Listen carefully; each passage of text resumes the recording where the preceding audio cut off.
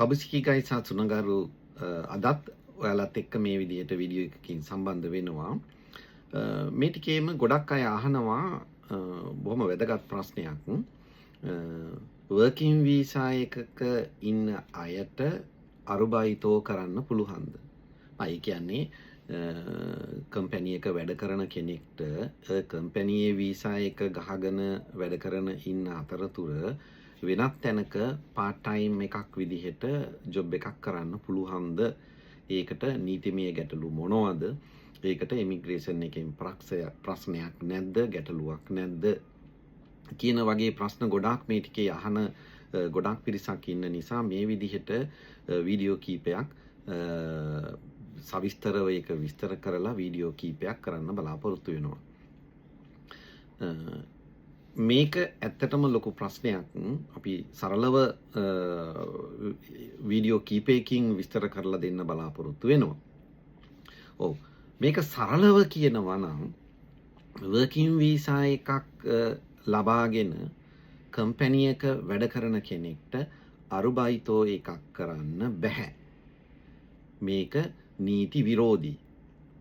උදාහරණයක් විදිහට engineer ගිජින්කොකු visa එකකින් ඉංජිනියර් වීසා එකකින් වැඩ කරන කෙනෙක්ට වෙනත් තැනක අරුබයිතෝ එකක් කරන්න බෑ.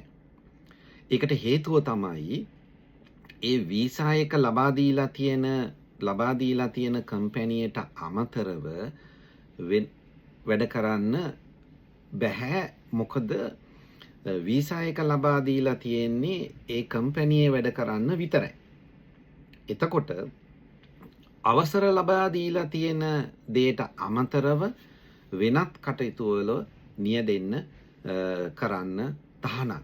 ඒක තමයි ඉමිග්‍රේෂන් එකේ නීතිය. ඉතින් හැම කෙනාම මතක තියාගන්න ඕන මේක ලොකු වැදගත් නීතියක්. සමහර අය කරන අය ඉන්නවා. ඉතින් පරිස්සම් වෙන්න. ඉදිරියේදී විවිධ ගැටලු ප්‍රශ්න ඇති වෙන්න පුළුවන්. පහුගිය අතීත කාලේ පහුගිය කාලේත් ගොඩාක් මේ වගේ ප්‍රශ්න වෙච්ච අය අපි ඉන්නවා, දකින්නවා, හම්බ වෙලා තියෙනවා. ඉතින් ඒ නිසා ගොඩාක් අය පරිස්සම් වෙන්න. මේ විදිහට දැනට තමන්ගේ ජොබ් එක කරන ගමන් අරුබයිතෝ කරන අය ඉන්නවා නම් පාර්ට් ටයිම් කරන අය ඉන්නවා නම් පරිස්සම් වෙන්න. ඉතින් මං හිතන්නේ පැහැදිලි වෙන්නේ නැති සරල කාරණයක්. තමන්ගේ වීසා එක ගහගෙන ඉන්නවා නම් ඒ වීසා එක ගහගත්ත තැනට අදාළ ජොබ් එක විතරයි කළ යුත්තේ. ඊට අමතරව පොඩි දේවල් කරලා සල්ලි ගන්න ඒවා